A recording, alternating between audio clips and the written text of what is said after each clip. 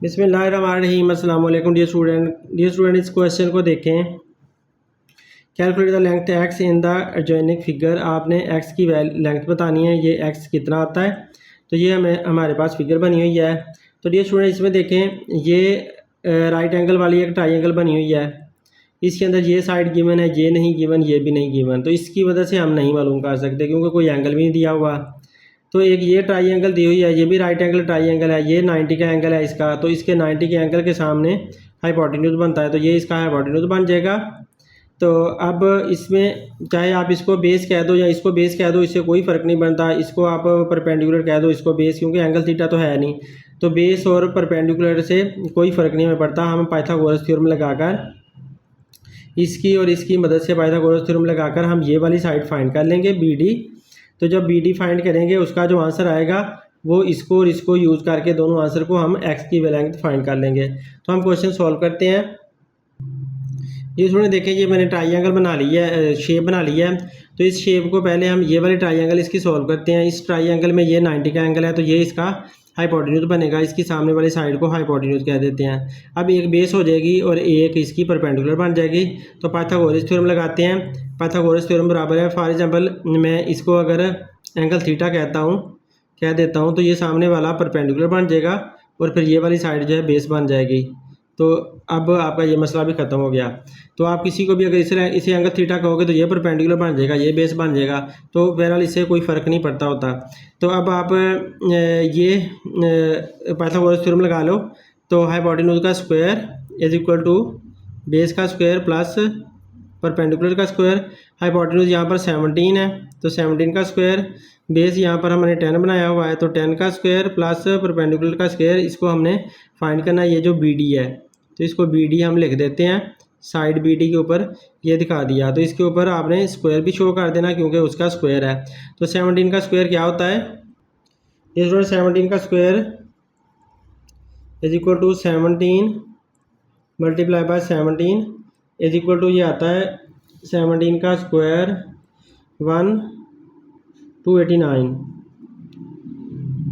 तो 289 जे स्टूडेंट 17 का स्क्वायर आता है हमारे पास।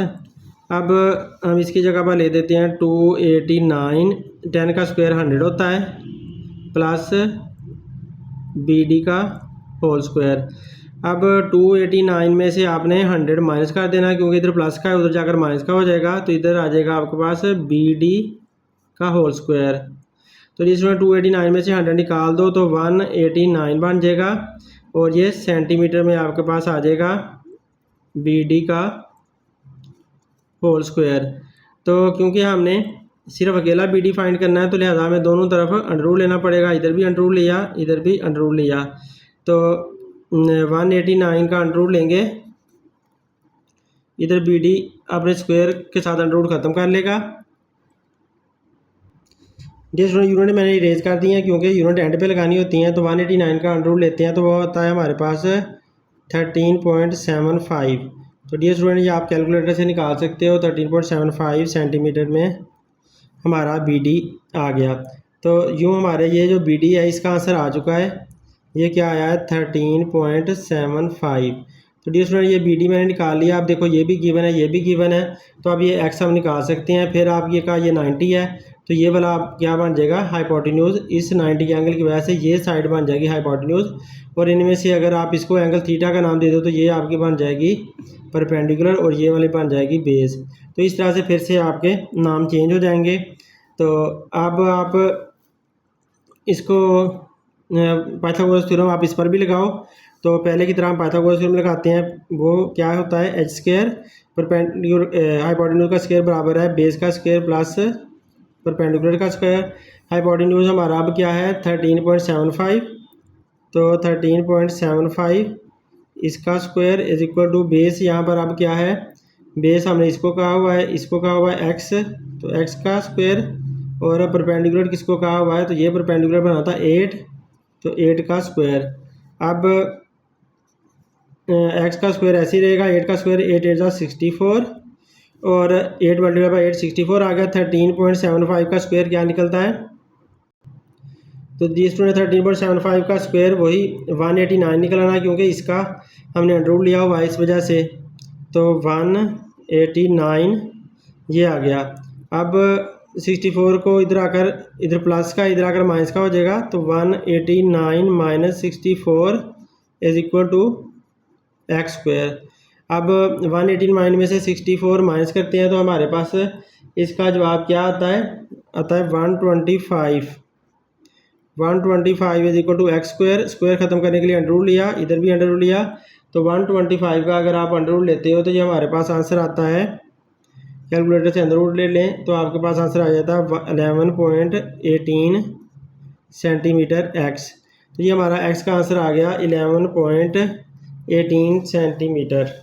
तो लिहाजा एक्स की जगह पर लिख दो 11.18 सेंटीमीटर। तो डियर स्टूडेंट देखें हमारा ये क्वेश्चन भी सॉल्व हो गया। ये स्टूडेंट अगर आप बुक का आंसर निकालना चाहते हो तो फिर आपको इसको फर्दर हल करना होगा। ये जो 125 है आप इसके प्राइम फैक्टर लो, बुक का आंसर आ जाएगा। फिर इसको 5 पे डिवाइड करें तो 5 2 ज़ा 10, 5 5 ज़ा 25, फिर 5 पे डिवाइड होता है, 5 5 ज़ा 25, फिर 5 पे डिवाइड होता है, 5 1 ज़ा 5। अब देखें ये स्क्वायर बन गया है और ये अकेला रह गया है, तो यहाँ 5 का स्क्वायर आया और ये 5 अकेला है। तो अब ये 5 जिसका स्क्वायर बना है ना, यहाँ पर ये वाला हिस्सा मैं यहाँ पर सोल्व कर देता हूँ। एक्स का square under root is equal to 125 under root. 125 में एक 5 का स्क्वायर आया है और एक 5 आया है, तो 5 का स्क्वायर इसकी भी अंडर रूट हो जाएगी और 5 की भी अंडर रूट हो जाएगी। इसने अपनी अंडर रूट काट लेनी है तो ये बाहर आ जाएगा। इधर एक्स का स्क्वायर भी बाहर आ गया, एक्स बन गया, तो यहाँ पर 5 आया और अंडर रूट में भी 5 रह गया। तो इस तरह से ये बुक का आंसर भी आप निकाल सकते हो। उम्मीद है डियर स्टूडेंट आप लोगों को वीडियो पसंद आएगी। अगर पसंद आती है तो लाजमी शेयर करें, अपने दोस्तों को भी बताएं ताकि उनका भी भला हो। Thanks for watching. अल्लाह हाफिज़।